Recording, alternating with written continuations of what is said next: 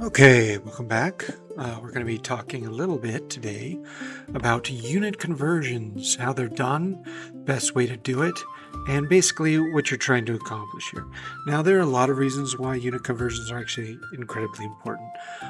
Just in my own life, when I used to be an ambulance driver, you'd always get medicine in very concentrated vials.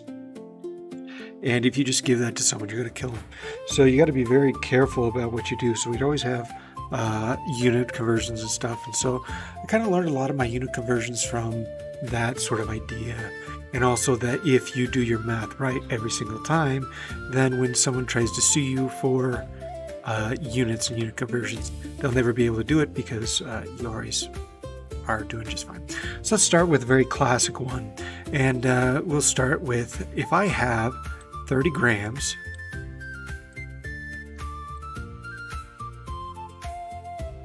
of a substance, let's say, and we'll look at a little conversion table here. So let's say I have 30 grams and I want to know how many ounces I have. Okay, so we have 30 grams. Now, in every 1 gram, there are, if we look here, 0.03527. 0.03527 ounces. And this is just by weight. So for every 1 gram, 0.03527 ounces. So let's see what that does. Well, if we do it like this, everything on the top line gets multiplied, everything on the bottom line divides. But divided by 1 is going to be really easy. And grams are going to cancel, and you're going to be left with ounces. This is exactly what we want. So to find that, I just need to multiply those together. I'll actually pull out my calculator real quick and find out what that is, because I hate leaving a problem undone. So let's pull out this calculator. You might see my mouse moving, but I'm using a calculator. Okay, so we got 30 times 0.03527, which means in 30 grams, I have 1.058 ounces.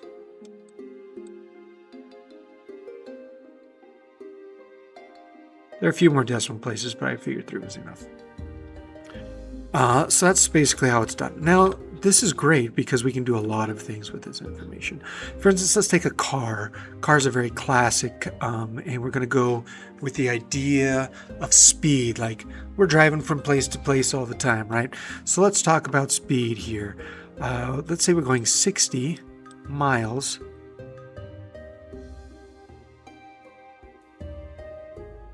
for every 1 hour. 60 miles per hour, classic, which would be written classically as 60 miles per hour. And if you look at this, the miles are on top and the hours are on bottom, just like I've put here. And let's say instead of wanting to know miles per hour, I want to know kilometers per second. Okay, now this is going to be, kilometers seems, let's say meters per second.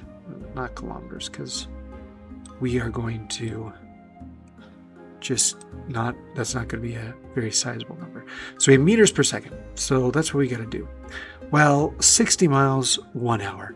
Now, I know that, and let's look at our conversion table here. Do we have let's see, conversion chart, volume, liters per second. No, let's look for a different conversion table here.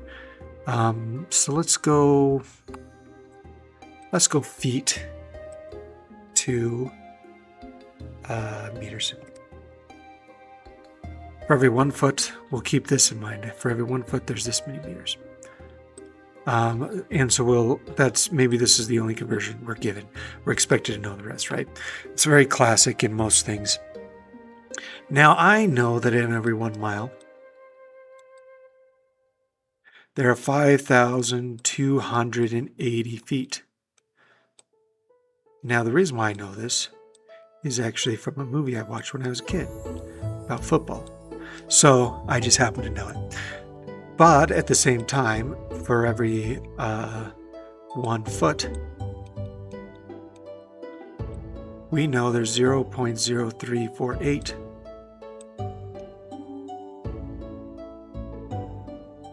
Nope, switch that.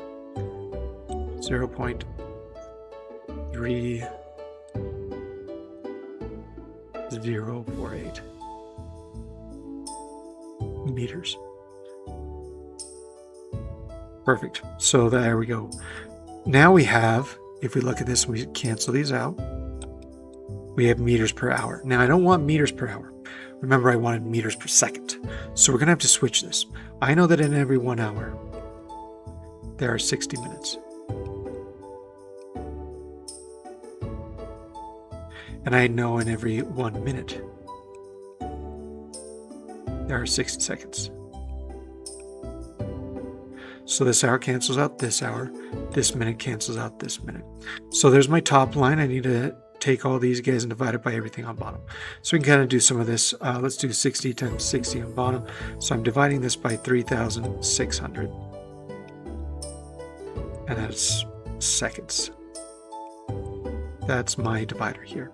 And then on top I have 60 times 5,280 times 0.3048, giving me 60.64.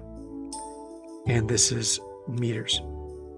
So I'm going this many meters in this many seconds. Now I don't want that. I just want meters per 1 second. So I'm actually going to divide this. So divided by 3600 means that I'm going 26.8 meters per second. So if you're going 60 miles per hour, you're going 26.8 meters per second. That seems pretty appropriate to all things considered. Now, is this the only way that we could have done this particular conversion? No.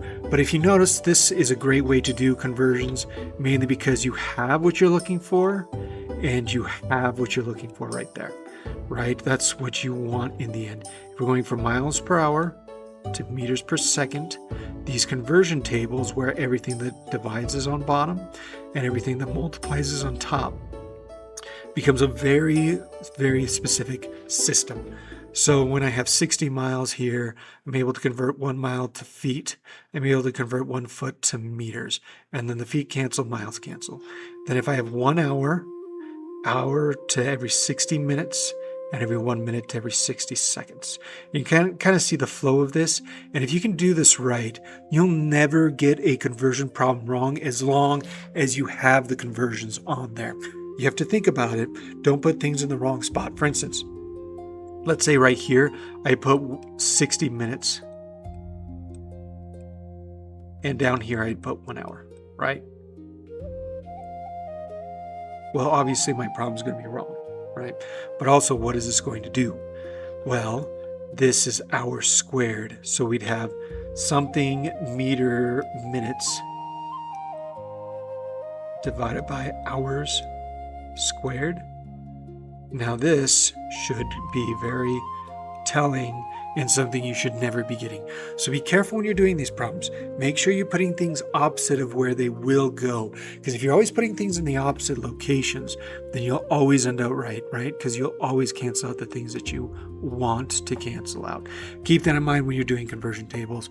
Set them up so that you can basically knock it down and knock it out of the park every single time. I know you guys will do great on this, and I'll talk to you next time. If you have any questions, make sure to leave them in the comments below and I'll try to answer them. Okay?